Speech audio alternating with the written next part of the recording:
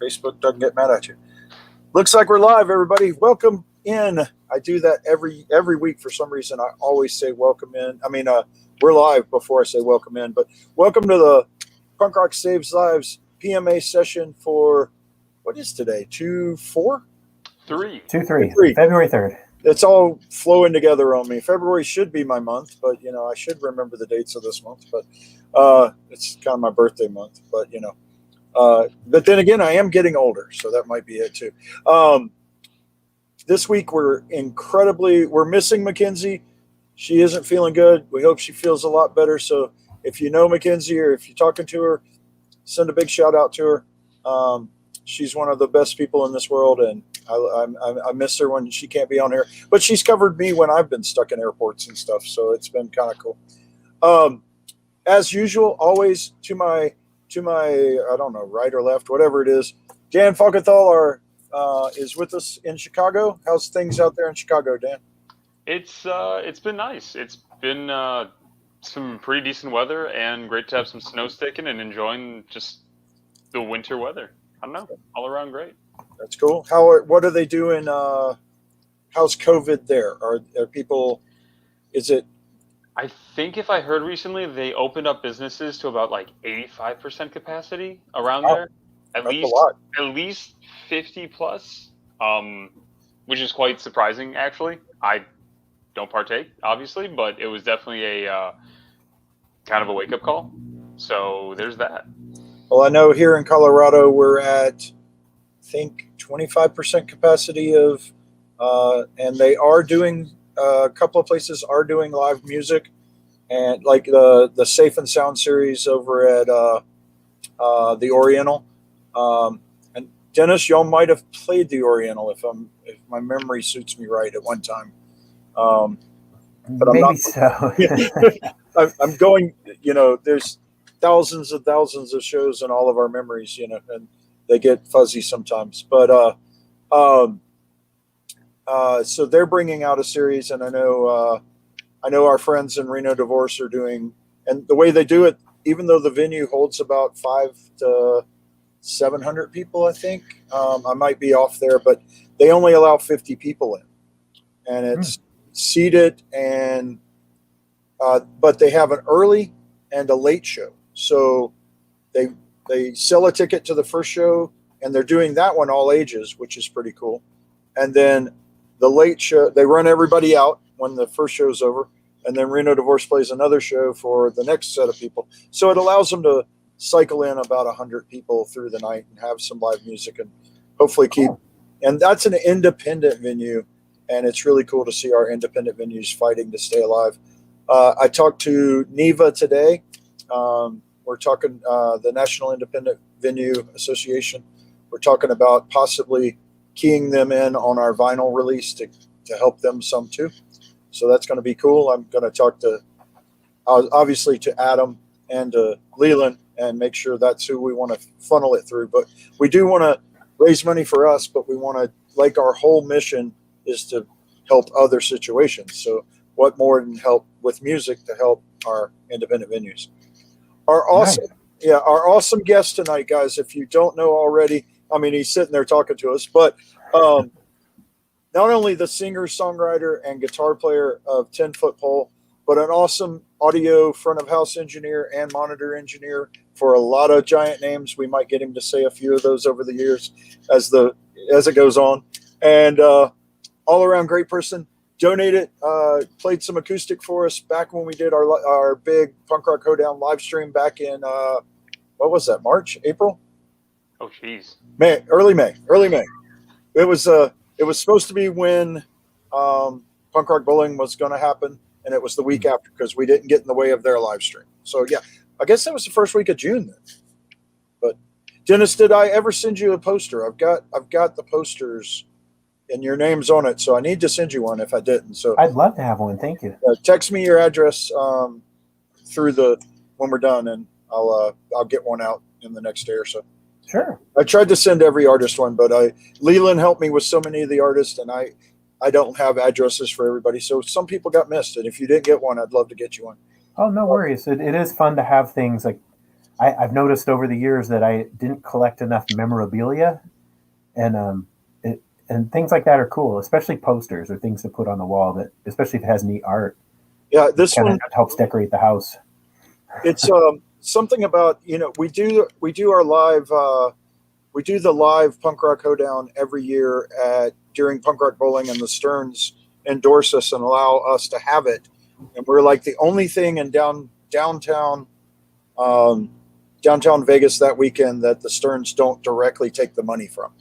And it's really cool. They've been a big supporter of Love, Hope, Strength, my charity, before we formed Punk Rock Saves Lives, and now Punk Rock Saves Lives, and those guys they've been great and allow us to have it. And we have it at a venue called Hogs and Heifers downtown, which is the bar that the Coyote Ugly bars stole their whole thing from. And Michelle, the owner, is probably one of the most amazing, strong women in the world. And she goes out of her way to really let us have an amazing weekend and raise money and do cool things. So that's always awesome to see. But so the poster always has kind of a cowgirl or something like that on it to play into the imagery. But this one was really cool because she's sitting. This time there's a cowgirl sitting on a cell phone because you're watching it on your phone instead of live. So nice. It's pretty cool. So we'll get you one of those out.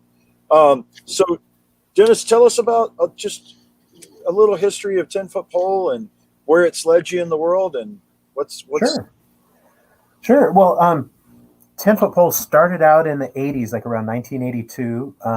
Scott Rudinsky, who's now the singer of Pulley, was originally our drummer.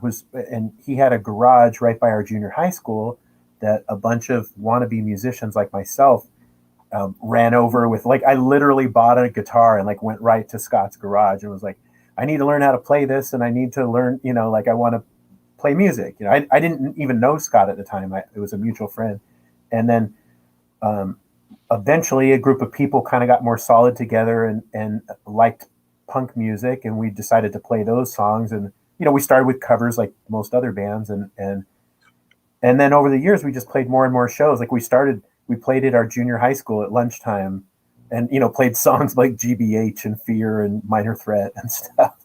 And eventually we called ourselves Scared Straight, and then had some touring and limited success with that over the years. And then we went to we changed the name in '93 to 10-foot pole. I'm truncating a lot, but in '93 we changed over to 10-foot pole, and it basically was the same band. At that time Scott was singing, and ended up on Epitaph Records and various other labels and stuff over the years.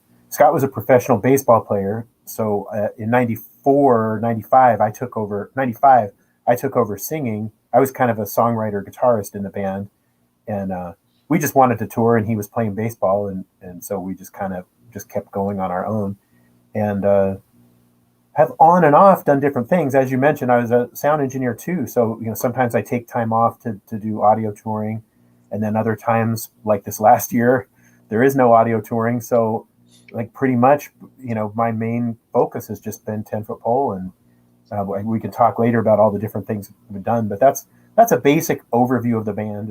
Is had different members over the years because punk rock doesn't, at least at our level, never made any money, so we couldn't keep anybody for very long.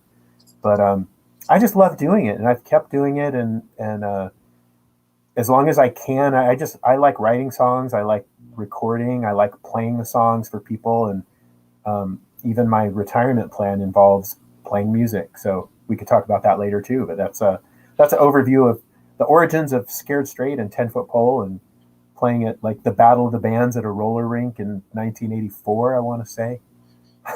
Just goofy stuff.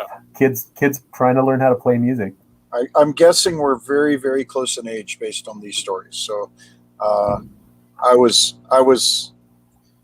about, this month I turned the big old 5'1". So, but, I'm older than you then. But yeah, it seems like 52. Okay. So barely, but same kind of stories in the same time frame. And I grew up in and around Savannah, Georgia. And because of the art school, we had a pretty cool punk scene too. So we were lucky. We had some skate parks and stuff that bands, believe it or not, I actually saw the last Black Flag tour with the very last tour with Henry and Bill Stevenson on drums in a skate park called Sugar Mountain. But Sugar Mountain. Yeah, it was in Savannah. It was an indoor skate park, and they had bands from time to time, and they had Black Flag, and that being, what was that, 85, 86? Yeah, somewhere in there. Someone will correct me, and I love it when they do that, but because my memory gets fuzzy, but it was really cool. And it's mentioned in Henry's book, Get in the Van, just a small blurb about the show, because he kept a cool diary, and it's really neat. So that was, some of the pivotal points in my life were punk rock, and as 15, 16, 17 years old. Obviously, even deeper in college when I started getting my own bands and stuff. Sorry. Oh, you have doggies too. I do. Nice.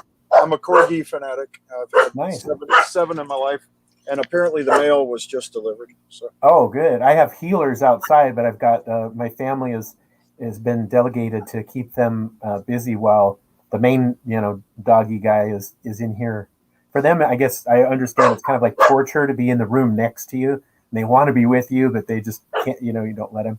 I was going to say, when you mentioned 1985, that was a huge year for Scared Straight. It was our first national tour was with Ill Repute in the summer of '85. Scott, our singer, at that time, Scott had come over to become the singer, but he was had always been a drummer. And I think how we got that gig was that one is my mom had a van, and Ill Repute thought that I could convince her to let us take the van, and the other was that Scott was a drummer, and Ill Repute's drummer couldn't go. So their big idea was that Scott played drums in Ill Repute, and then so Scared Straight opened for Ill Repute, and we all drove together. And then in Pittsburgh, Pennsylvania, our vehicle was stolen, and all our gear was stolen.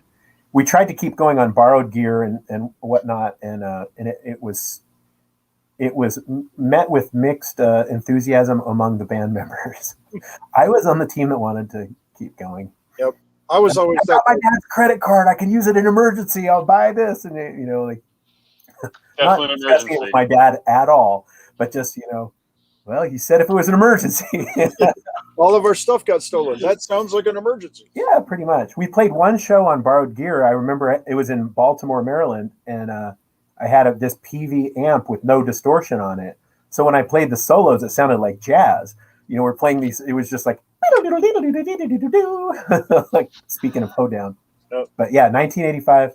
And then, some of the guys were just over it at that point. But I was hooked. And so we went on another tour that winter, and we met No Effects. It was our first time playing with No Effects, and they were awful at the time. Mike will be the first to admit it, but in 1985, they were not like a great band the way they are now. And we played through Texas and kind of the South. It was kind of a Southern tour. The guys in No Effects got kind of stuck in Mexico, and it was really interesting. And then of course they became just amazing and just huge. And it's funny to look back at that and be like, 1985. Our buddy Jeremiah from No Bueno, and I'm gonna met Frischicanas. He has a new band. I screw up the name. I'm trying to get the name right, but he has a new band too that is rocking. He sent me a couple of tracks to check out. So check. He's saying hello and get back to Denver soon. So hopefully. Oh, nice. Yeah, I see Jeremiah Ludman. Oh, there's a bunch here on the comments. I was in the private chat area because I was going to try to put a link up on my page. I put it on my page, but I didn't put your link. Oh, okay. There you go. It's working though. If you can see them, I didn't know you could see them, so that's really cool. Oh, I have it on comments now. Before I had it on private chat, and but cool. Now I see all the comments. Sweet. Yep. Hi, Jeremiah. And it's kind of it's really cool to talk about the classic days of punk and being in a van, and it was hard, but it also, I never lost the taste for it. I always wanted to do more. It was. Me too. It's for sometimes worse rather than better, but there's nothing like having people in the audience sing your songs. That's a hard thing to give up. That's a really I would use the word addictive. Like it's an addictive feeling. Like when people love your music, even if it's one person, like we mentioned, so I'm a front of house engineer. I go out on tour with other bands, and lately I've been taking an acoustic guitar, and sometimes I'll just put it out there like, hey, I'm in this city. If you want to meet me at this time, I'm going to sing outside this venue. And like maybe one person will show up. And I love it because I'd rather sing to one person than by myself, like in a closet somewhere or on a sidewalk to people who are walking by, like, who's that crazy guy singing? Because even if it's just one other person, if they're sitting there going like, oh my God, he's singing The Getaway, and they're just singing, having a great time, that makes my day. It might make my month, depending how the month is going. It's a cool feeling. And I'm hoping with, our new stuff, we have Adam from the Faction, and I have a couple, April Schumpman from Sniper 66. We have a little project we're putting together called These Roving Years, a play on my nickname. And it's April's recording this Saturday the backup vocals, so we should be able to have the full stuff ready soon. So I'm stoked about that. And he's gonna Adam's gonna put it out on the what's the name of it? My brain just went numb. He has a record label that the Faction stuff is on, so it's going to be on that. So really cool that I was so honored that he asked me to make some vocal noise over the top of stuff, because I haven't been in a band since 94, 93. So it was really cool to get into it again, and with people that I admire, it makes it even cooler. So and Todd, I left out Todd Daigle, the bass player from Pride Bowl and King Rat and a bunch of other cool punk bands. So it's kind of just this little fun superstar band, and it's going to be cool to do it. I want to talk about one song that absolutely blew my mind from your last release. Don't Be a Dick. It kind of fits our whole... now, when you say last release, are you talking about Simmer Down, our acoustic album? No, I thought the acoustic album was coming soon, or is that a split? There's something. No, there's an acoustic album that's out. It's called Simmer Down, but it also has Don't Be a Dick on it, but it has the acoustic version. Yep. And they're both amazing. Yeah. It kind of fits our whole with Punk Rock Saves Lives. We're trying to be the Joe Strummer side of punk rock, where it's about doing stuff for your fellow man and not being a dick. So that song really spoke to me, and I loved it. I just wanted you to know that. So thank you. I felt like it was really useful when I first wrote it. When I first had the idea, it was like, this is so simple and so silly, but also really useful. Like the minute I wrote it, I was just giggling, like just laughing to myself. Like I wanted to call all my friends and be like, "Hey, Steve, I just was thinking about you and wrote this song, and can I sing it to you?" Like basically being a dick, but singing "Don't Be a Dick" to other people. But the basic idea of it is more of a mantra to myself. Like I've found that being nice in the world is just a win-win. Like everybody's happier, everybody's nicer back, everybody's happy. And if I escalate things, if I have like a dickish mode, like my default setting is, I shouldn't say default setting, it's like 50-50. Like half the time I'm the nicest guy in the world, and the other half of the time I just want to be like bitterly sarcastic, like Severus Snape in the Harry Potter series. Like I just want to just say things that are dry and sarcastic, but just cut people to the like. And so I just try to sing to myself, don't be a dick, Denny. And for the most part, I think it's worked. Like if, just say I'm in a road rage situation, and like part of me is like, well, let's just drive that guy off the road. Who cares about it? His whole family will go off into the canyon. I'm so mad, I don't care right now. And I just start singing, "Don't be a dick." And then usually by the time they catch up, like I might even just wave and just be like, "Hey, sorry, I cut you off," or whatever caused the initial whatever, or just don't do anything.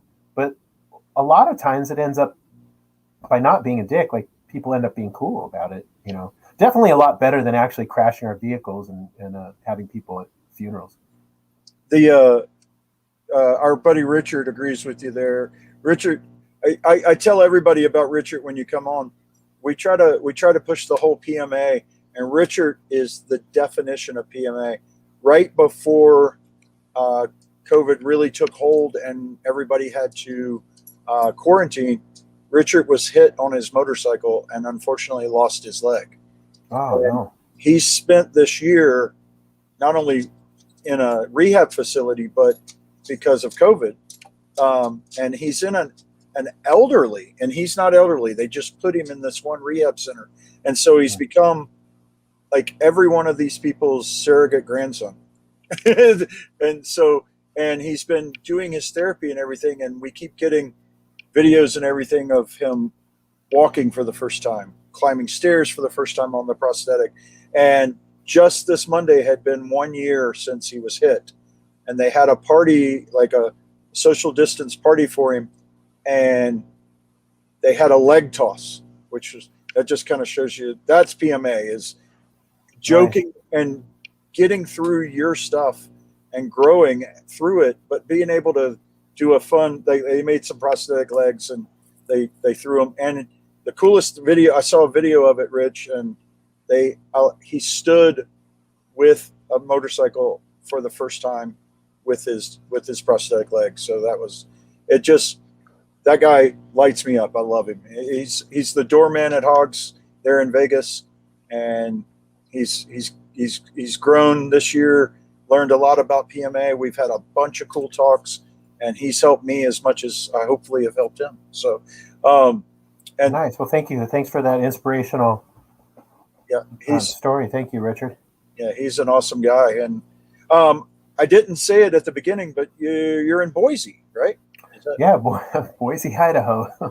It's been 13 and a half years here, and I'm starting to try to embrace it as this is my home. Well, I wish I would have known that a few years back. We were with Love Hope Strength. We were one of the charities with Tree Fort every year. Oh, nice. So I was up there a lot doing bone marrow drives at Tree Fort, and then obviously I've been through with Frank Turner and Flogging Molly and Dropkick Murphys and everybody there at I can't remember the name of the venue. The Knitting Factory or the Revolution? Knitting Factory. Yeah. And then obviously the Shredder is a cool punk rock club. Is that still there? Yeah, the Shredder.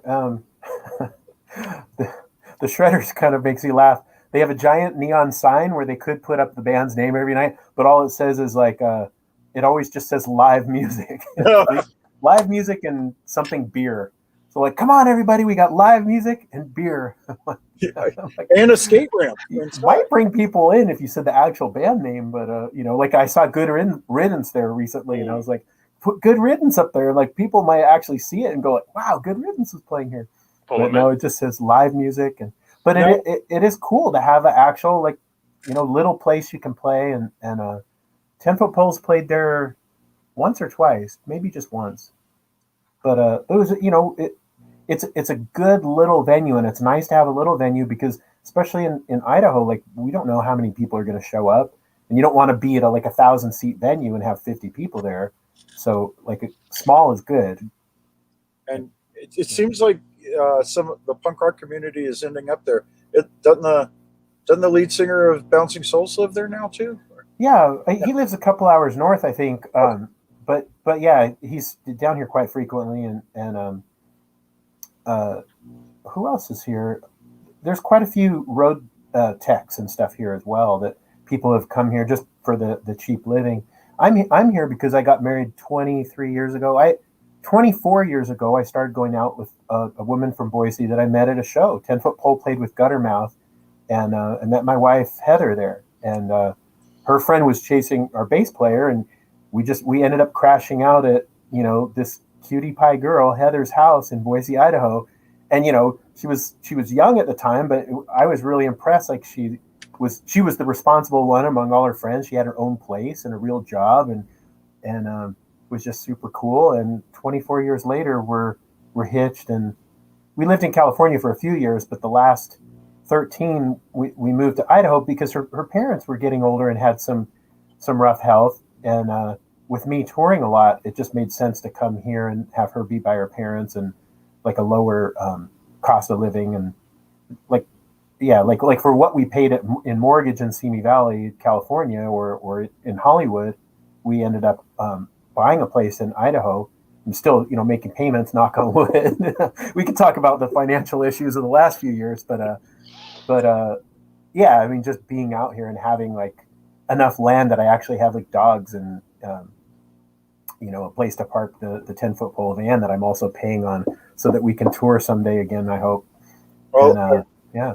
If we can throw in there, I know anybody watching, is the memorabilia on the website still going to help y'all carry through? Yeah, that's a good point. Is at 10footpole.com in the news thing, there's a link to or actually there's a whole page that says memorabilia fundraiser, and basically so I'm a sound engineer for live events, mostly concerts the last few years, but pretty much all live events have been shut down. So there's been kind of no work, and Heather's been working at Amazon, but that's not enough to pay all our bills. So it's been tricky, but so I just went through like all these a lot of them are my personal T-shirts and stuff, like Ill Repute Scared Straight tour in 1985.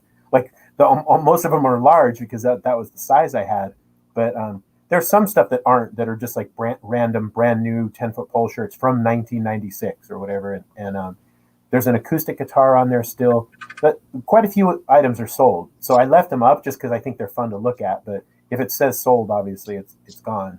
But there's still a few vinyls. I think I have a few Rev vinyls and maybe one or two Unleashed, and then there's random other like weird like promo stuff and things that I stashed away. And as much fun as it is to have memorabilia, I'd rather pay for future fun than like have items to remind me that 20, 30 years ago it was fun. I want to keep going. Like I just want to keep being able to do it. Much respect. I love that.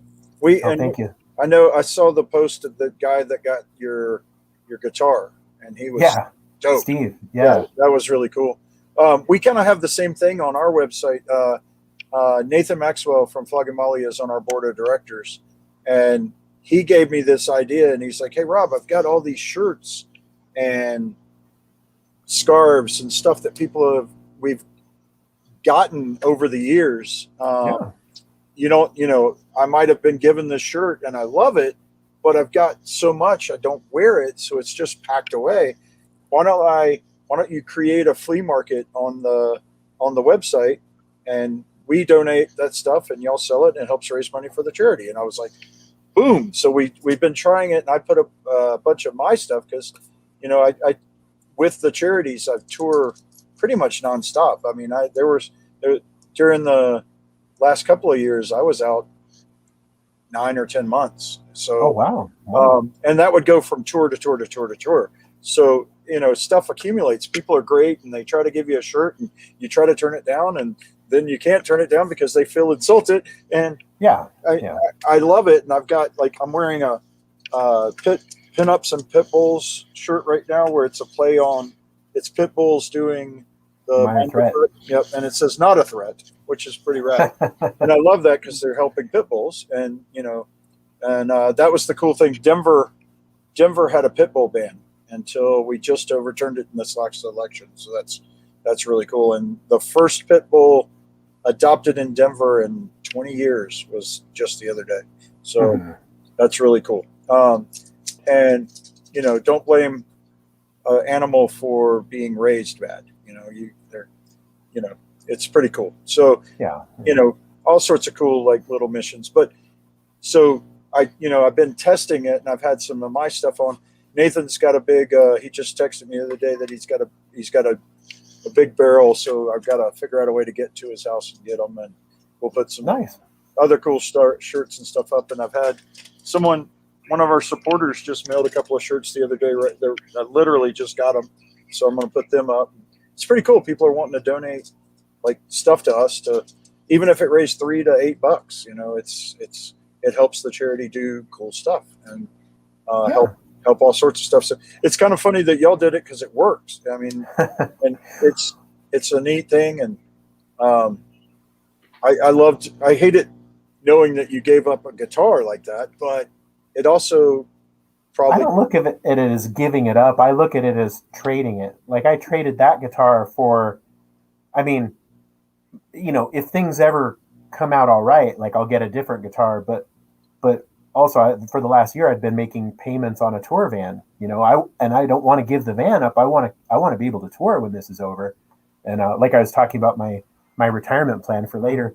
But I look at it as someone did write a comment that sounded like we were kind of pathetic on Instagram or something. It was like, Dennis, keep all your old stuff. Don't sell that stuff. Like kind of shaming me a little bit. But I just feel like the stuff that I'm selling is basically collector's items. And for someone else that likes collecting stuff, it's like, there's no other shirt in the world like this. Like one of them was a Scared Straight shirt that I handmade with a silk screen that's like red and black. And it's like red and black ink. And like, there's definitely not another one of those in the world. And so someone who's a collector, that's something special for them. For me, it was in a tub in my garage. It's not giving me any joy out there. And so if I can keep paying for a tour van, that means that when this is all over, I can go out and meet people and play, even for one person singing along to our songs. Like James Dodge said earlier, he's the one who did it. He's the one who I was singing to. But there's been a bunch of cities like that where, even if it's just small level, I love doing it. And so I'd trade all my old shirts for that. And you were mentioning about different kinds of shirts. Like most of my shirts are 10-foot pole or Scared Straight, and it's not cool to wear your own band shirt anyway. So they're not doing me any good. A few of them were random, like Lagwagon or other bands that were just my shirts from those days. But most of them are 10-foot pole or Scared Straight memorabilia. So what am I going to do with it? Like, I can't put that much stuff on my wall anyway. Yeah, you can make a shadow box and have some fun with some stuff. I get that. It's really cool, and I was stoked about it. I was looking at a few of the things, and I haven't pulled the trigger yet. But you never know. Don't wait too long, because when I say there's only one in the world, I mean there's only one in the world.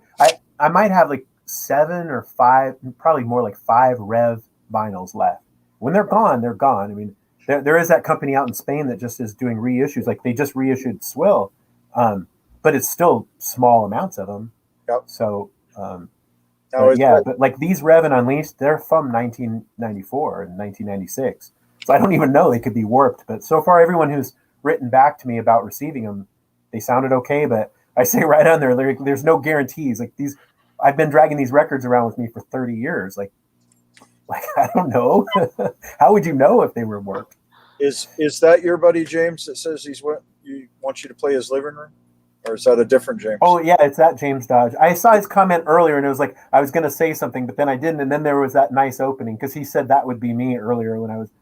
But there's been a bunch of people who've like come out and met me on these sound tours where maybe I played at a venue, or maybe it was literally like the back door of a show where like Weird Al Yankovic was playing at a hall, and I like snuck some people into the a lobby of a room next door to the club and just like sang to them for 20 minutes. Or I did that at the Melkweg once in Amsterdam, and the police shut me down. Of all places, I'm like, this is Amsterdam. I've seen people fight out on the street and like make all kinds of noise here. And the policeman's telling me that me singing unamplified was bothering the neighbors. And I had like 70 people listening. And I was like, these people all came out to hear me sing these songs. And I think we went up into the lobby of the venue eventually, just to like, so that people didn't come all the way out there to see it and then get shut down. But it's basically just me singing some songs to people, and I just love doing it. And so hopefully that'll keep going with fewer shutdowns and more fun times. You did slip Weird Al in there. So who else? What are some of the other names you've been front of the house for? Oh, the one in Amsterdam was Jimmy Eat World, and I added it up at one point. I had done about over 500 Jimmy Eat World shows, so that was a pretty serious milestone. My last big customer is Weird Al Yankovic, and I had done a couple of tours for him. I didn't do the orchestra tour, and that's a long story, but not that they didn't want me to. So, I'm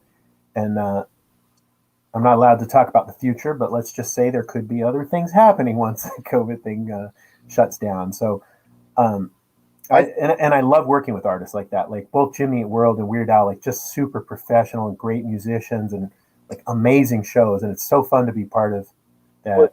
Was Seal at one time?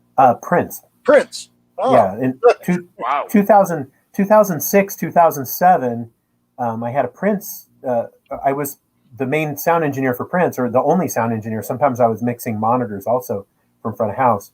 In fact, that's why I quit, because it's really two people should be doing that. For an artist at that level, it's very difficult to do monitors from front of house.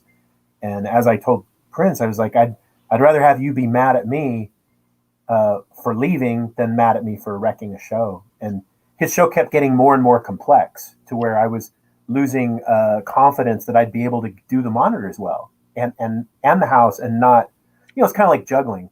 And like they can only throw so many extra balls, and not that I'm a juggler, but I just imagine if you're a juggler and you can do 5 balls and then they just throw in that 6th, you might drop it all. And that I didn't want to drop all the balls while, Prince just had $1 million of gross ticket sales and have a show get canceled or something. Yeah, that's incredible though. I mean, that's a legacy just to say you got to do some with him. That's incredible. You want me to say another incredible thing about it? I almost lost that job, or took a chance on losing that job, because I told him no, I wouldn't do some shows because I was already committed to play with 10-foot pole.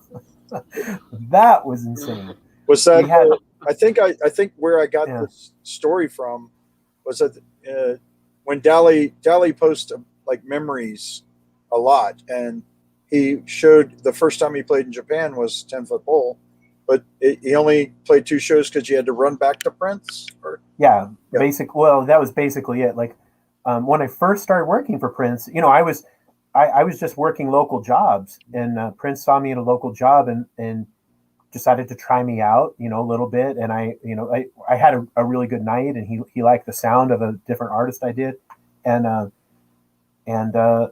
so I started working for them. But I had told his tour manager, or whatever she was at the time, I'm totally available except for this one window where I'm committed to play in Japan with my band.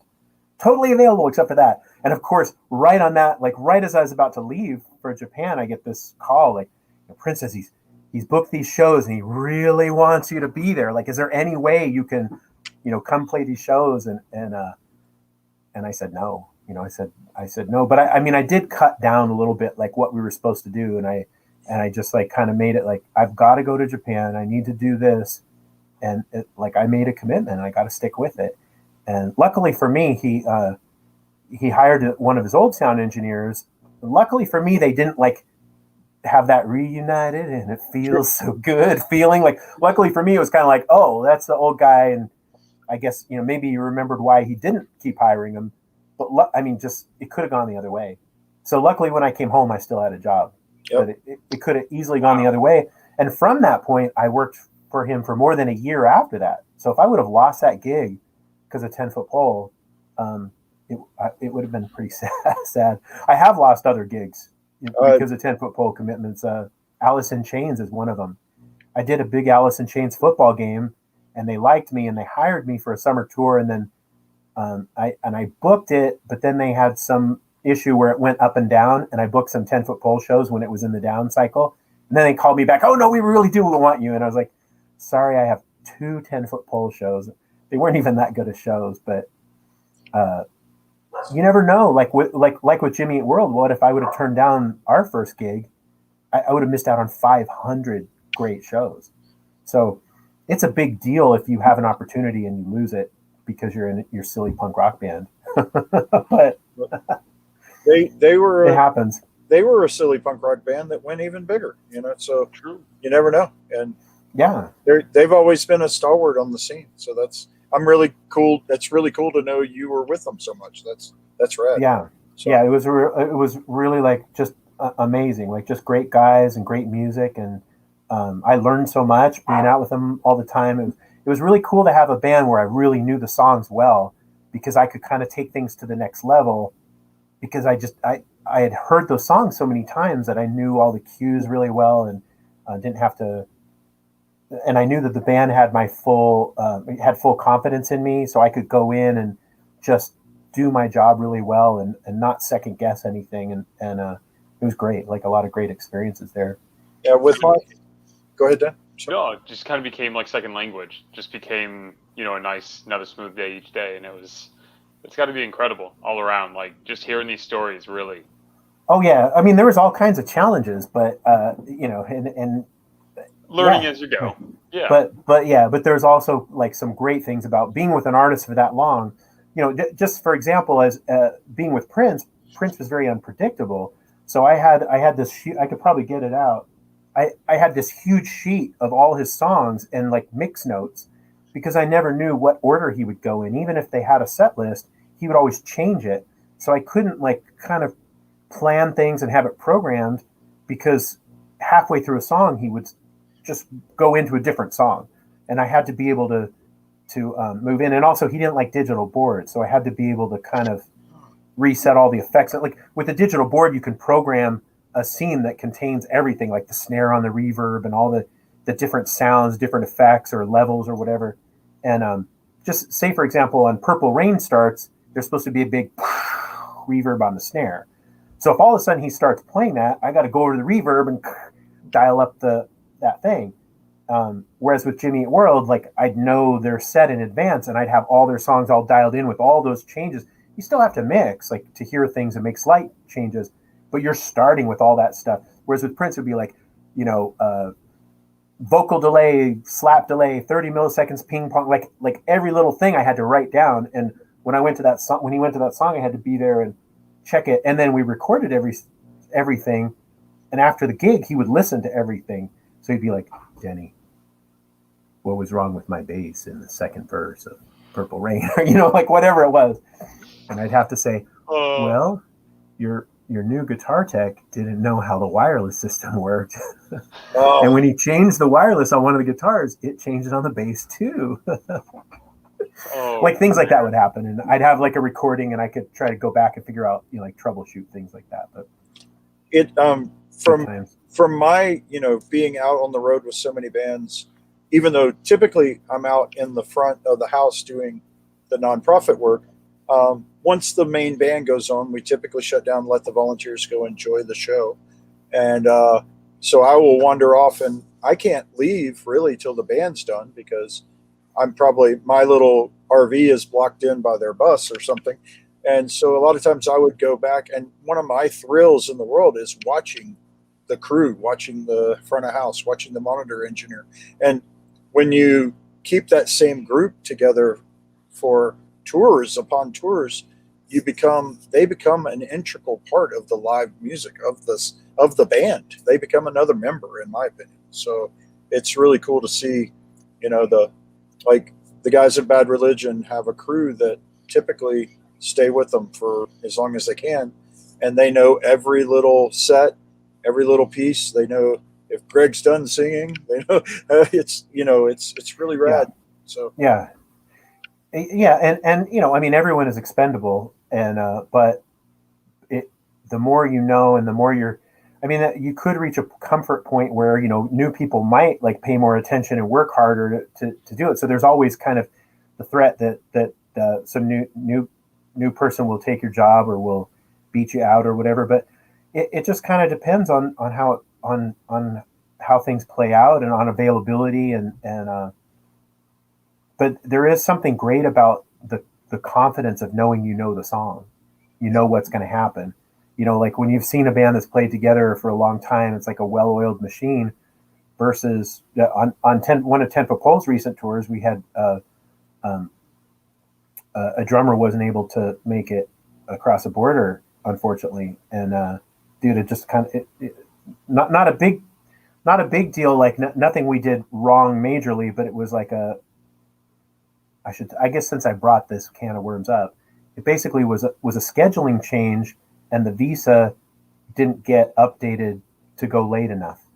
So it was nothing to do with anything in his past or any other stuff. It was a oversight.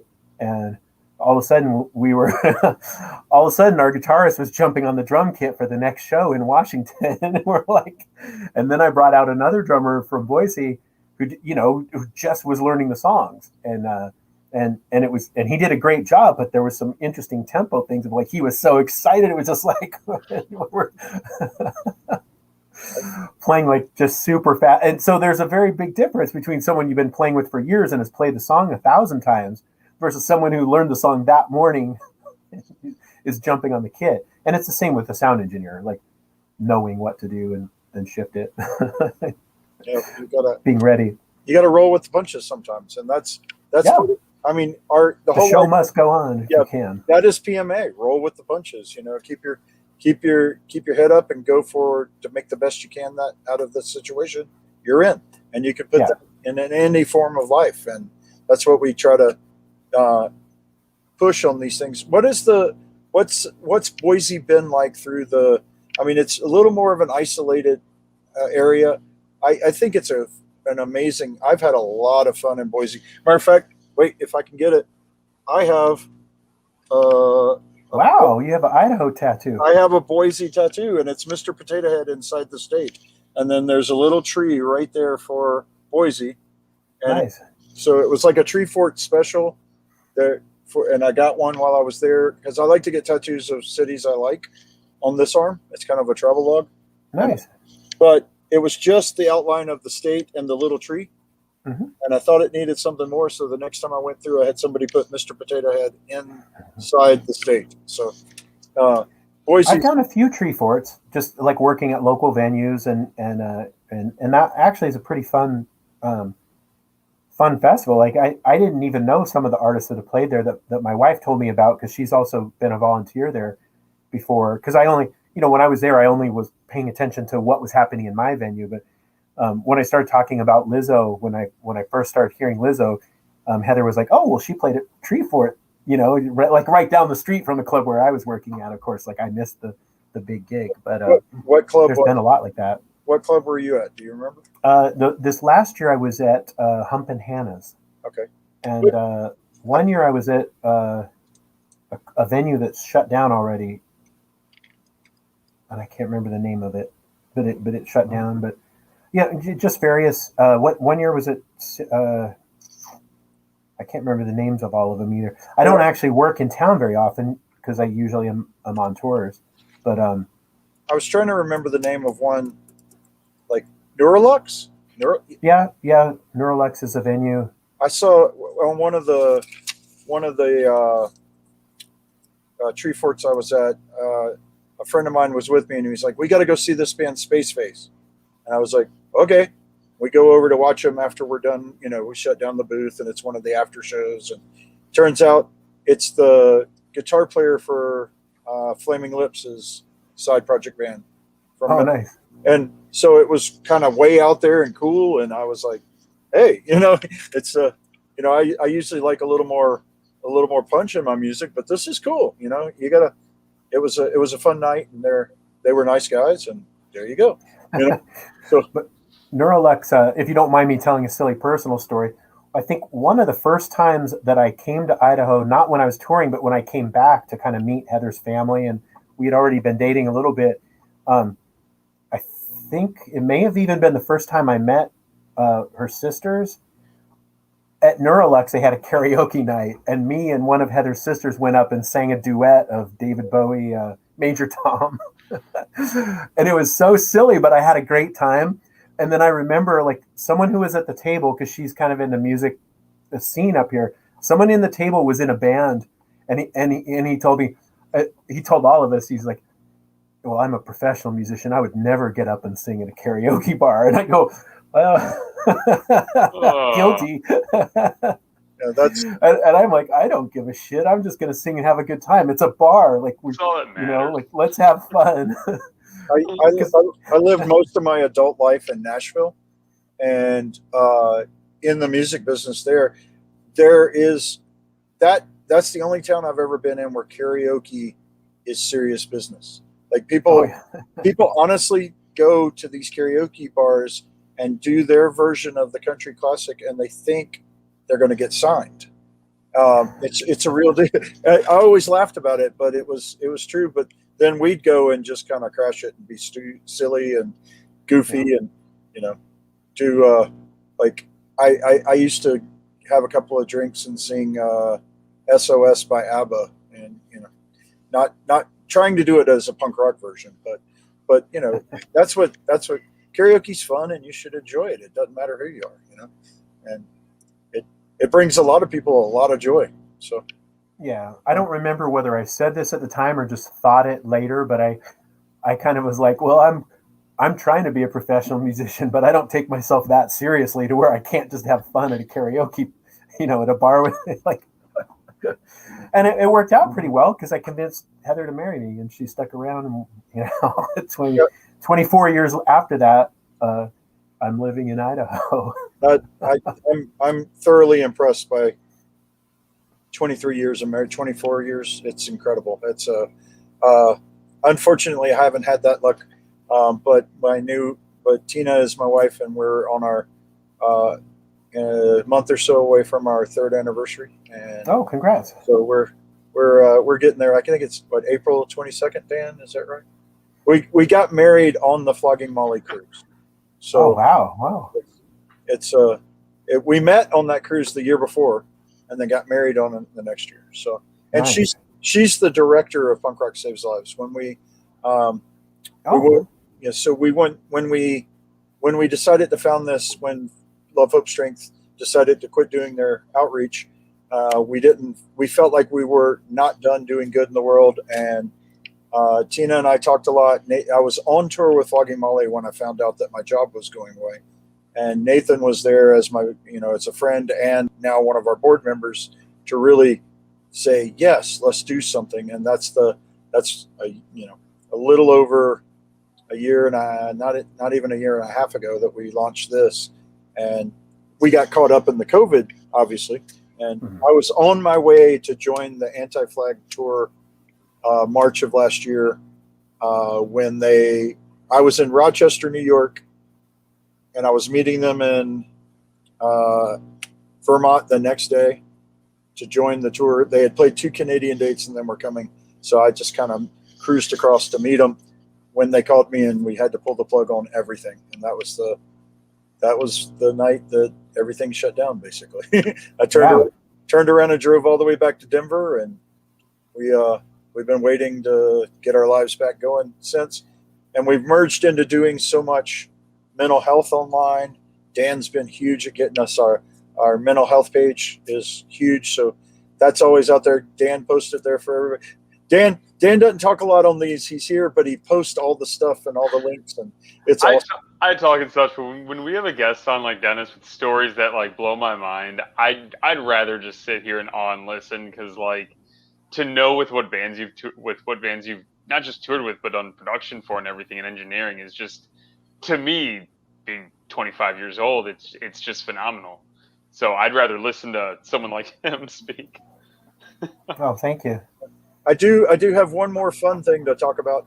Wait, can I interject just a hair? Yeah. It made it, especially because this is a PMA situation, and I don't want people to think that. I mean, I count 24 years. I count myself very lucky, but I don't want people to think that it's just been a breeze. And like, I was going to say that you did 3 years, but I feel like the pandemic should count as like an extra 3 years in your resume. Like, there should be an asterisk by this year and say, like, if you stayed married through this year, you get like an extra 10 years on your thing, because I mean, marriages have been dropping like flies out there. It's hard on people. It's the isolation. And I think I was reading something about how there's a lot of people that you meet, not close friends, but just people that you randomly meet during the day in a normal lifetime, where you get a lot of like little positive vibes from people, like just someone like, oh, hey, like the person that's at your coffee shop that knows your order, or the like people at work that they're not your best friends and you're not going to go FaceTime with them and catch up, but you're going to like be nice to each other at work. And all those little positive things, when those all disappear, there's like stress on you. And I think that, as well as other factors of isolation, have made relationships really difficult. And so I feel like, if you can hold it out through this year, and I want to put it out that like, I've been married for 23 years, but it's a lot of work. And there were several times when I thought it wasn't going to go through. And and it took a lot of like kind of humility and humbling and really like self awareness, the introspection to what I want out of life, to go back to the point of being able to make the commitments and show like my wife how important she is to me, and change the things that I'm not doing well and work on things that aren't going well, to be able to keep that relationship going. Because especially if you're with a partner that you really like a lot, there's probably a lot of really admirable qualities, and there's a lot of other people who see that and make themselves available. And there's, and there, people are always kind of wondering, like, am I doing the right thing? I've been with this guy for 20 years and he's out messing around with his band or whatever. And so I just wanted to put that out there, that a relationship takes a lot of work, and sometimes things that you don't expect happen, and you've got to like, really be open to figuring out what you want and living and having a positive mental attitude about how things go, and be, what do they call, emotionally agile, and to be able to put yourself in the other person's shoes and go like, how is what I'm doing affecting them? And so I'll take this minute to thank my wife, because 24 years, I doubt if she's listening, but she could be. The dogs aren't barking, so I'm guessing she's playing with the dogs. But to put up with a guy like me, like you can imagine the ego and all the other don't be a dick things I have to tell myself to be nice, like what it's like to be with like a person like me. Like, it's taxing. So anyway, I just wanted to throw that out there. No, that's beautiful. I've learned so much from my now wife, and I agree with you. It's different, and we obviously every day is a learning experience, and how you can talk better. And we just saw something, speaking on the same exact topic, is we saw something the other day that we need to learn to ask each other, do you want my sympathy or do you want a solution? Oh yeah, that's a good one. And because especially for guys, like, we just look at everything as this is a word problem. Yeah. This is a word problem. You just told me something, and I'm going to tell you my advice now. I'm going to mansplain to you what I would do. And maybe all they wanted was a shoulder to, like. And that's one of my problems is I've always wanted to solve it. I want to make it me better. Too. As an engineer, like sound engineers, someone who solves problems. So it's pretty cool. So thank you for that. That's incredible. Here's a fun little piece. And one of our advisory board members did one also. Let's talk about the Punk Rock Factory song. Sure. Jared Reddick from Bowling for Soup did the Let It Go, and you did, with those guys, you did Do You Want to Build a Snowman from the same movie, right? Yeah, and it's actually one of Heather's favorite songs. That's one reason I picked it, was because she sometimes sings it around, like, and so it was kind of in my head as like, oh, I should do that one just to kind of like be silly with Heather. But I'll tell you another, like, so part of my goal, like, I love connecting with people, and I'll explain more about kind of my future plans as far as my retirement plans, but I'll share that I like being emotionally vulnerable, because I feel like some aspect, I always wanted to do something good in the world, and part of me, like, I could have been a doctor or a lawyer and like been like fighting for political causes, and so I kind of live with this guilt of that I kind of live this artist selfish life. But one way that I try to give back, and that I feel like the artist life has been good, is trying to help people feel connected, and that part of the touring and stuff that I want to do in the future, as well as even talking in these interviews, is to not just present a polished view of how everything's all great, and like especially Facebook or things like that, kind of people always put their best selves on display, like, be best, and well, here's my best, but then the other 10 hours a day I was depressed laying in my bed, but like, here's all my like photos of how wonderful and happy my family is and how everything's great. But I'll say, do you want to build a snowman? Like, most people hate their own voices, or just don't like to hear the sound of their own voices. And on that song, I will share with you that when I heard their singer, Peach is his name, I think, did I say it right? When I heard him sing the verse, I was like, I don't want to follow that. This guy has a great voice. like, you know, I've always loved like Tony Sly's voice, and he has kind of that like dry punk rock, but I'm like, shit, I'm singing a duet with a guy that's like that good. And when I heard my own voice against him, I'm like, hi, I'm Dennis Jagard. Like, like honestly, I was pretty nervous about it. I was nervous about putting it out there in the world, like, um, and I still am. Like, I still hear it, and my voice is like, I mean, I'm not like bummed about my performance, but it's still like when I hear my voice, it's a little bit like nails on a chalkboard compared to Greg Graffin or Tony Sly or like some guys that have the ultimate punk voice, and that was one of them where like when I hear "Do you want to be a snowman," I'm like, do other people hear that like I do? And I, you know, that I think that that's part of life. That there's going to be some people like vanilla, and some people like chocolate, or some people like strawberry, or whatever.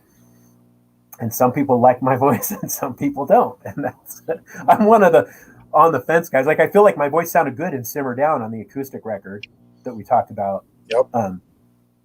But that's also because I was the producer and mixer, and I like made sure it sounded like great. And a lot of the old 10-foot pole recordings, it was kind of rushed. Like a lot of times the voice kind of got done at the last minute. It was like 3 a.m. and trying to like do our best to get the record done in time and on budget. And on the last few records, I've had more leeway to spend time and make it good, especially "Simmer Down." And so anyway, that's my. Do you want to be a snowman? Like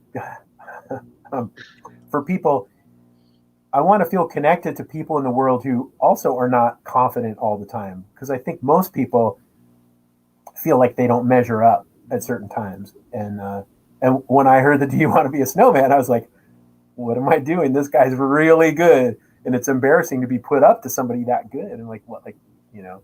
Anyway, I love the song, and I think it's fun, and I was really glad to get that opportunity. My main thing was like, well, what if a bunch of kids hear this, and whether they, you know, for whatever reason, they just see the name 10-foot pole, and then they click on that, and they become fans of the band. It's like, that's a huge win for us. So yeah, and that's a really neat thing. You know? Yeah, and that's why I was willing to go out there and just humiliate myself to be on it. Was I felt like, let's do it, and I thought it was great. So oh, thank you. It's a lot of fun, and seeing those, I bet, and yours and Jared's made me go look at more. Oh, nice. And those, I'm under the impression they're Welsh. Is that correct? Or they're from Wales. Oh, are they? I can't remember. I think it's either South Africa or yeah. I think you're right. And I'm such a dick. I don't even remember. I think it is Wales. Like I've seen their stuff a lot, but I haven't. Like I don't remember now why I think that. But I think you're right. And I have a real connection with Wales because Love, Hope, Strength, the charity, was founded by Mike Peters from The Alarm. So nice. I worked for Mike for 12 years, basically. And so I would go over to Wales for The Alarm's gathering every year. And I just kind of have a love affair with Wales. I even have all but Scotland on that part of my arm. I just haven't been in Scotland when I've had time to get a tattoo, but it will happen. So, but about the closest I've come to that area is doing sound for the Jesus and Mary Chain. Nice. And yeah, that was like, they're a kind of interesting band from like how the band members relate to each other and stuff. But I just love their songs, like 9 Million Rainy Days and stuff. Like, wow. That was really cool to mix that. Well, if you remember the early days, like the early days of punk, even we all of us liked the Smiths, the Cure, the Jesus and Mary Chain, the House Martins, all of that mixed in with, okay, we're playing Black Flag next, and people, it was a lot less segmented and judgmental, and it seemed like we were willing to try a bunch of musics, and it developed into a lot of cool music, because we listened to everybody's definition of what punk is different, and it's open to so much. Clinton, our buddy from United Defiance out of the Bay Area, says we should check out their cover of Bat Out of Hell. So I will find that. So, but yeah, back in those days, there was definitely still a lot of resistance. Like I don't even, I don't even remember being a big Devo fan, but there was some kid in my junior high school that wanted to beat me up because he's like, Devo, are you a punker? I'm gonna kick your ass. And I was like, and I was trying to say, well, Devo's more of a new wave band, but Well, do you remember the Stearns had them play Punk Rock Bowling on the really? On the main stage, and there was such a disagreement that they were a punk band, and I'm like, I think Devo, yes, they ventured into new wave, they ventured into all this, but I think just the aesthetic of everything they did, the DIY of their everything is exactly what punk rock is. But people didn't know what it was back in those days. Like I literally had kids that wanted to beat me up that were like, so I kind of transitioned from being a metal, rock guy. Like I liked Iron Maiden and Black Sabbath and all that stuff. And there was this group of stoners who were mad at me for something.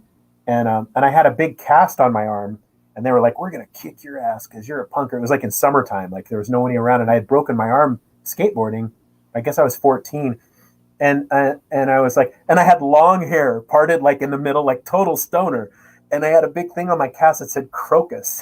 And I'm like, well, and then I said, and like I really stumped them. I said, well, I like punk music because it's fast. And they're like, punk's not fast. Punk sucks. And I'm like, well, it might suck, but it is fast. And they're like, and they're like, kill your mother, kill your father, and da da da. Like they probably heard like Whip It or like One Fear song or like We Destroy the Family, and they're like, oh wow, punk sucks. So I was like, if we take a few steps up on driveway, I've got a little blaster there, and I'll play you some Crucifix or something that will blow your mind with how cool and fast it is. And they're like, it was kind of one of those like, like a religious person. It's just like, do not, like I cannot take the red pill. Like, don't tell me that. Like, and like they literally like, no, don't play it. It's like punk sucks. Punk's not fast. I'm just like, you can beat me up, you can say whatever you want, but I will stand here and tell you that it's fast, and I'll press play on that. You're going to hear it. And they left.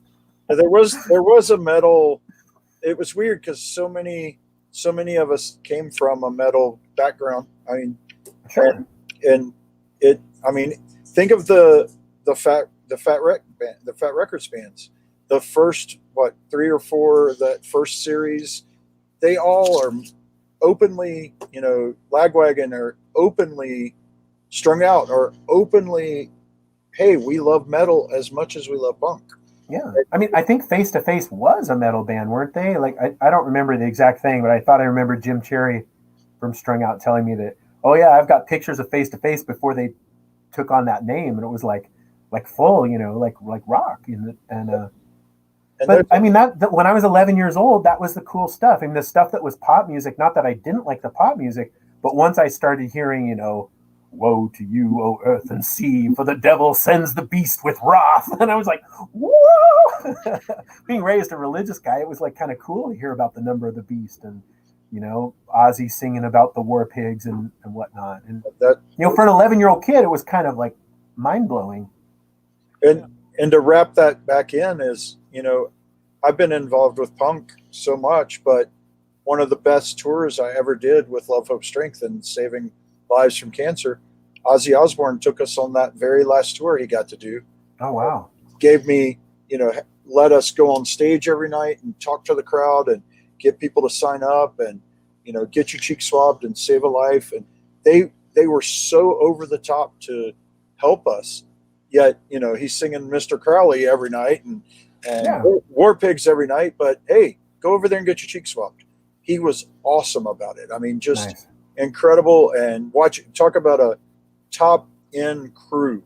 Watching a tour that size and go like for lack of a better term, seamless every night. Yeah, is unbelievable. And it's so. I mean, it was cool for me because I'm standing there after punk and I listen to other stuff that's not punk, but it's someone's being kind of gross there, but there you go. Did you it's my guitarist, so that's a okay. The last time I pooped my pants, do sharks count, or does it have to be like a solid, like a full? I love it. when I say I want to be connected to people and be vulnerable, I'm not sure I want to be that vulnerable. But Well, it's really cool that Scott joined in. So that's right. yeah, So supportive. what, But if you could let me know when we're running low on time too, because I really want to talk about my retirement plan and other stuff like that let's move on to that because we're at about minute 10 now. I mean, hour 10. So okay. So well, I guess what I kind of my point was, and I'm not sure, maybe because of how the pandemic is, it might play into doing this well. But so we recently put out an acoustic record called Simmer Down, which I'm really proud of. And as I've gotten older and as a sound engineer, I've really enjoyed playing acoustic guitar. And I get bored real quickly. Like with any one thing, I get bored. And so I've determined that playing the rock 10-foot pole and then playing the acoustic 10-foot pole, by going back and forth, I can keep like excited and interested. And some days I just don't feel like picking up the electric guitar, and then I pick up the acoustic guitar and it's like, wow, this is just fun and different. So for part of my retirement hope is to basically do very small acoustic, well, very small because we're not famous, but acoustic gigs, just touring around playing, like even just house parties. I think James Dodge mentioned he wanted me to play in his living room. And I've done one acoustic tour, and in several of the house parties were some of the best gigs on the tour. Like having low pressure, like maybe it's just me, maybe there's one opening act, but like, maybe there's 20 or 30 people at somebody's house and we can talk because it's not like a loud club where there's music playing and we can't, whatever. So just having these like conversations with people, and then at shows, at the acoustic gigs, I tend to tell stories kind of like we are now and just open it up. Like, hey, does anyone have any questions? And people might say something like, what? Like, I'm not going to tell Scott when the last time I pooped my pants was, because he's not a paying member of my acoustic audience right now. But if he was, I would. I would, honestly. Like, especially if you host it at your house and you ask a question like that, I will tell you the truth. This is a little different because this is a free public thing that we're just doing for fun, and I don't want to give away all of my secrets.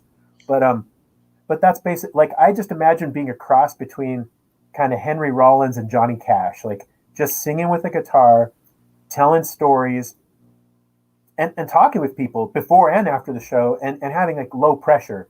Like you were talking about Ozzy playing these shows. Like, can you imagine the kind of pressure of knowing that, well, like I worked with Prince at the Super Bowl. There's 40 million people watching it. Like, if something goes wrong, like that's intense pressure. Playing an acoustic guitar and singing, like if I miss a note, like it's no big deal. If I forget the lyrics, it's no big deal. I mean, if I forget the lyrics, I might stop and say, I was just thinking about those lyrics. Just tell a story right in the middle of it. And people enjoy it anyway. And that connection that you feel with people, what I was saying earlier about feeling like, I feel like doing what I do is doing something positive for the community in general, in kind of reducing the feelings of alienation. I meet people from all around the world who often think I'm having these challenges in my life and I'm the only one who feels this way. And so I try to write lyrics and tell stories and be vulnerable to a point where people just go like, oh my God, I felt that exact same thing. Like, song number 43 describes what I felt when I thought my whole life was falling apart and I was really alienated and I was all alone in the world. But look at that. Dennis Jagard, this guy from California, felt almost exactly the same way. And 20 years later, he's still doing okay. So maybe I'll like pull through okay or whatever. To me, that it's kind of a little thing, but it's something that I can do on a, like, I guess a little thing meaning it's not going to change the world, but it might change a few people's lives, being that open and connected and travel. So I want to basically travel around and do low budget but low overhead touring and just keep going, like even when I'm old, and just sing and play. And maybe alternate it with rock shows. Like, well, I can still do the rock touring. I want to do the rock stuff, but that being able to have that acoustic thing is like kind of time off gives me kind of hope for kind of a fun way to keep going into my sunset years, even after my hearing or my body is too old and decrepit to be able to be on the high pressure, like the Ozzy show, like you mentioned. Like, those shows are amazing, and the tours but the production, the pressure on you as a production person, you're in loading trucks and moving gear, and maybe as a sound engineer, you might get to a point of seniority where you don't have to lift the heavy gear, and they're like, hey, easy, old man. But maybe not, and there's going to be a point where I can't do that anymore, but I hope I can still play guitar and sing. So that's my idea of like, because I don't have, being a starving artist all my life, I don't have the money to like retire. I don't have a retirement fund. Every time I had extra money, I bought guitars or sound equipment, and then the roller coaster would go down and, go into debt or whatever. And so I don't expect to ever stop working, but I would love if my working can be not necessarily in a warehouse or something, but out playing little shows in your living room. Well, I think you heard it here first, guys. As soon as the pandemic's over, you can have Dennis in your living room. So that's pretty much it. I like it.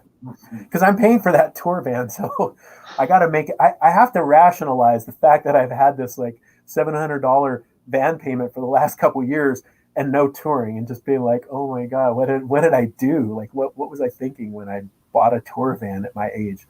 And I've got kids that could use braces and stuff. James says his wife said yes. Now it's time to save. So the trick about this touring is it's going to take a lot of work to line up all the dates. But I think another cool thing about it is that, unlike with Alice in Chains, where I had to cancel an opportunity, like if I sign up for a bunch of living room dates and something happens where some artist as big as Prince calls me up and asks me to tour, I'd call all my buddies and be like, James, I know I said I'd be there April 13th, but what if I switched that to May 27th and just shifted the whole thing? I think it might give me more flexibility to where, it's not like at a venue or a festival where that one date is the only slot you can fit in and they book the rest of the year. If it's someone's living room, it's highly likely that 2 months after that date, they might still be open. So I might have a way more flexibility that way too. Because that's one thing that's really hurt me in the past was sacrifices that I made in the audio opportunities because of a few little commitments to 10-foot pole. James is really into this, so deals. Yeah, I didn't even tell him the guarantee yet. So the guarantee is 3 months of braces for my second board. So it ratchets up with inflation. As the orthodontist price goes up, so does my guarantee. But that's the basic idea, is that someone would like host a show, pay a guarantee, and then maybe they're just like the host with the most and like invite all their friends and like they just paid for it. Or maybe they charge tickets. Like it's kind of up to them at that point. But at least it's not a club where there's like thousands of dollars of overhead of like paying for sound equipment and the bar, alcohol, or all the different things that go into the overhead of doing a club, versus I show up at your house with a sound system and lights and myself, and just it's like self-contained package. That's anyway. So if anyone wants an idea of what that would sound like, pretend like you're listening to Simmered Down, but without the drums and bass, because I probably can't afford to pay a drummer or a bass player to do that. And I want you all to go order Simmer Down. So there you go. I would check it out. I'm really proud of it, and especially if you like so Simmer Down's half old songs and half new songs. So, for example, the song "The Getaway" we did with cello and stuff, and most of the songs are acoustic guitar, drums, bass, and it's just acoustic guitar driven songs, but they're more stripped down than the album versions. Some of them are slower, some of them are very different vibes, and then some of them are just brand new songs, but all on acoustic. Well, there's a Ben Good night, Ben. Thanks for checking in while you were there. I'm glad you jumped in. Where is 245? That I wonder where he is. That's late. So I'm guessing Europe or somewhere. UK maybe. Well, I'm just guessing by the name Ben George. Yeah, it kind of sounds English, yeah. or excuse me, Great British. Possibly royalty there. Yeah. There's two things I do every week to close this out. We'll start with Dan to give Dennis a second to run it through his brain, and then I'll ask the final question of the night. Dan, what have you been listening to? Reading, what's been going on, what's been blowing up your brain the last week or so that could help some people the next few weeks? What have you seen? So not much on the music end for me, surprisingly, but I've been really big into a podcast called Mind Wide Open. It's actually founded and run by Chris Cornell's daughter, Lily. and it's all mental health based. So she's had people come on that like work with the educational system to get certain criteria into public schools for mental health for the students and teachers, to having the guitarist of Guns N' Roses on, who she's good friends with, and he's had his alcohol abuse back in the day and drug abuse, and how he overcame all that, to even Eddie Vedder. And it's really enlightening to hear everybody's stories, even about Chris, to their own defeats and upbringings. And it's so great to just see a bright young mind bring that to the table and make good of what has happened to her. Right. Well, definitely give us the link there if you can, because that is something I'd be interested in listening to in the van when I'm driving, or in the everything. So that's awesome. Dennis, has there been anything you've been reading or listening to, or podcast, or anything that has been blowing you up, keeping you going through these tough times, that might inspire some other people? That's a good question. I've read a bunch of self-help books trying to deal with things like emotional agility. In fact, but like the titles aren't coming to me now. There might be one book literally called Emotional Agility, but I don't know that I have them all in all in line now. There's a bunch of different. I'm trying to think if I can think of one title. Not offhand. Not without pausing the show and going and looking at my book, my recent book purchases. But basically that's it, is like trying to have different approaches to things. And I know sometimes it's goofy to think about reading self-help books, or it's like embarrassing or something, but I do get something from it, and just little tips. And like one of them was 50 things to try before you go see a psychologist, or something like about depression. And just like it was like a different thing, like you could try one a week, like one of them obviously is exercise, but not just exercise, but like do this specific thing, and just try it like for 5 minutes a day, like just like kind of baby steps. Try these little things and see if that makes a difference in your life. And there's like 50 different things basically before you go on antidepressants or something, to like, well, why don't like consider cutting down on caffeine for a week. Like just try it for a week, like see what happens. Like it's all like just that book, for example, is all like fairly simple advice, but what it takes is actually doing it to see if it really works for you. And if it does, like what a great thing if these little incremental changes that weren't that hard to do can help bring an overall feeling of being okay with the world, for example. And they were all pretty good advice anyway, to where I was like, gonna try it. Like I have kids, to try, like me and the boys, hey, let's do this one thing this week together, because it's also like, if you do it as a team, it's like, let's all do this. It's like, because it's all positive stuff anyway, like regardless of what anybody's like actual like clinical diagnosis is or something like that. I mean, all of us could benefit from probably eating less sugar and drinking less caffeine. Just for one little example. That's one of them's like meditation, like like actually trying meditation, or stretching, like yoga, but actually doing yoga. And so that's something that I was trying to actually do with my kids and my wife, to just say, hey, let's have like a 10-minute, like just like make it really easy, a 10-minute yoga session. Let's try stretching for 10 minutes and make it like a family fun time. So I guess that'd be my 2 cents. We're kind of exploring that meditation and yoga thing ourselves through Punk Rock Saves Lives. Michelle Swain, who is the wife of Spencer Swain from Flogging Molly, hosts a online yoga class for us once a month.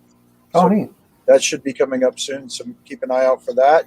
And Miguel Chen from Teenage Bottle Rocket has an online thing where he's doing meditation and yoga too, so please check that out. And he's also got one of the Basis versus Races shirts too. So check that. That's really cool too. And can I throw a hair of advice in there too? Like when the pandemic's over, um, community colleges are a great bargain for yoga. I had some serious back trouble. I guess it was about 20 years ago in Hollywood, and it was $13 to take a yoga class for a whole semester. And with a professional teacher and student, because basically community colleges are open to people to go to college.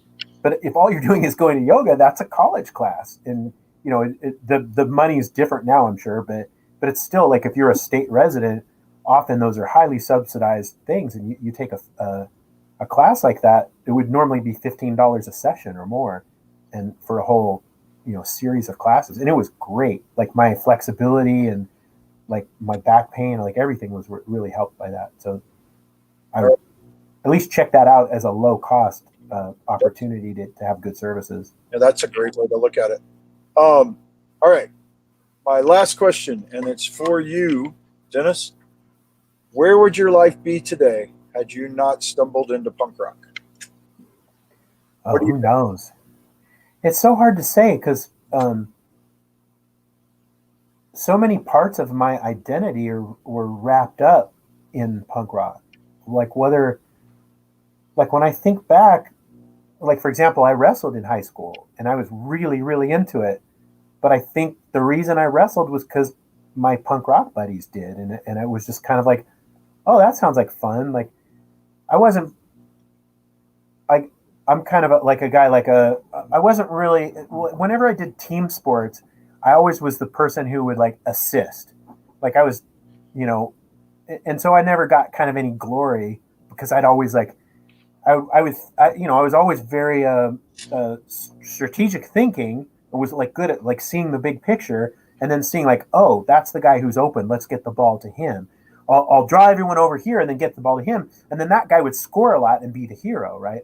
And the cool thing about being a wrestler was if I worked really hard and I won, it was like all me. It wasn't me giving the glory to someone else. And so for my ego and my like challenging myself was like really be tested. It's just you and an opponent out there on the mat.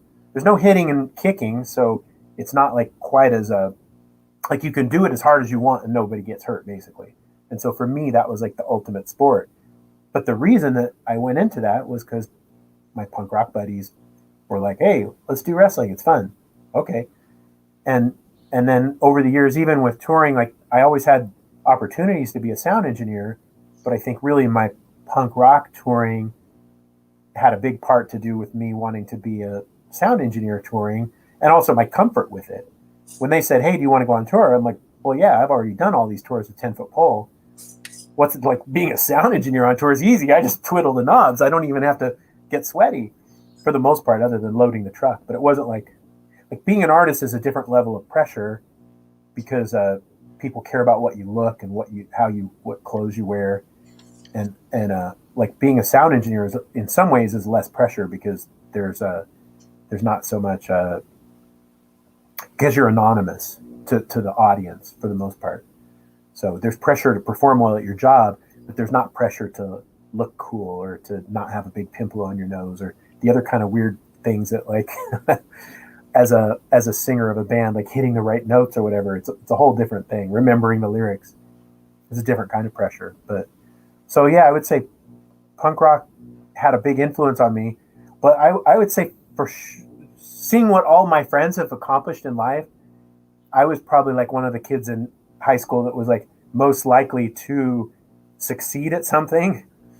And some of my friends who like just failed out of school or like really had rough things now have like huge retirement plans and stuff. So I would say that without punk rock, I would definitely have a different retirement portfolio than I do now. I think your retirement idea is the best I've heard. So I love that. It might be more fun than a lot of my friends' retirements. Keep making music and keep enjoying yourself. I'll try. Thank you.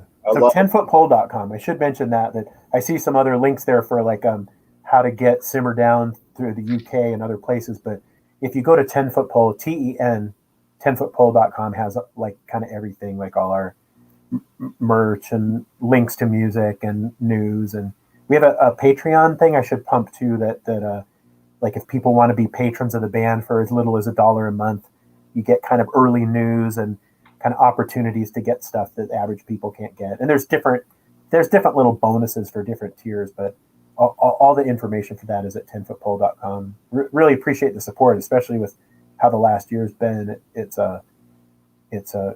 great to see it. Like when we really appreciate all the support we have gotten, it's just been amazing. Like the people who want to hear new music and want to keep supporting us to keep the writing going. And I'm working on there's a rock album, and then I want to do an acoustic album again with all these new songs. Like all the new songs are written. It's just now kind of picking which ones are going to be on the record, and making the record is kind of where we're at right now. That rocks. Well, guys, as we say every week, it's been a huge honor, Dennis. Thank you so much for joining us.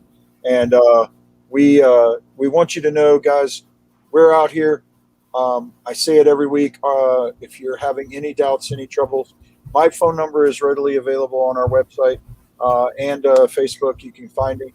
Reach out to one of us. We'll be your first step if you're stressing, if you're worried, if you're even thinking about harming yourself. We can get you to some good people, but we can be that first person to listen. So please be there. We want to do much good. Remember, I say it every week: one love, up the punks, and that's what we're all about. We're going to bring you some more great shows. I'll go ahead and slip it right now. Next week, Mr. Chris Shiflett of Face to Face and Me First and the Gimme Gimmes will be our guests. We're trying to really invite some bigger name rad musicians this year. Dennis, crazy honor, as a big fan of the work over the years, and we appreciate everything you do. And thank you. Thanks for inviting me. And we will do more. I'll probably hit you up again in the coming year and see if we can revisit some cool stuff. So, and thank you for all the time and effort you're putting into helping people. It's really admirable and inspiring. That's what we try to do, is just try to be there for other people. So everybody, have an amazing week. Please check out the website. We're going to be doing some cool new stuff coming up. We've got some collabs working and stuff like that coming soon for you. And let's do it. Dan, you got any closing remarks? I got nothing. Other than just thank you for your openness, Dennis, and all the tour history. I absolutely love it, man. Oh, thank you, Dan. It's been my pleasure. And yeah, if there's any way I can help, please let me know. I mean, I'm basically here just hanging out with my family and working on new stuff. Of course, I'm looking for gainful employment, but there's not a whole lot for sound engineers these days. So, in the future, I think things will come down the pike. But excited to be, writing music, and excited that anybody cares about the music that we wrote, some of it like 30 years ago. So really appreciate you, and thanks again for inviting me, and always feel comfortable writing to me. And if anyone out there, I mean, I'm pretty active on the Facebook and Instagram, and I answer all the 10-foot pole stuff. So if you write in, I'll get it. And if I'm not feeling like a dick at the moment, I will answer it quickly.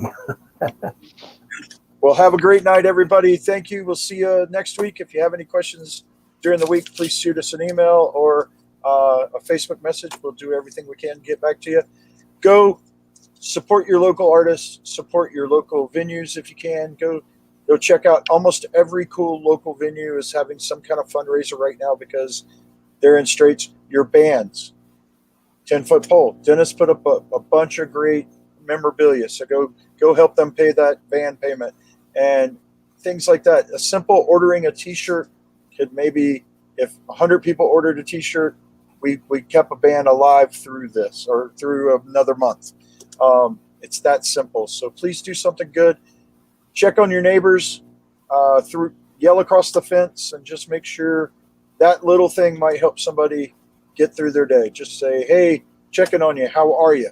You good? All right. I'll see you soon. It's that easy. Everybody be good. Good night. We'll see you next time. Take care. Thanks.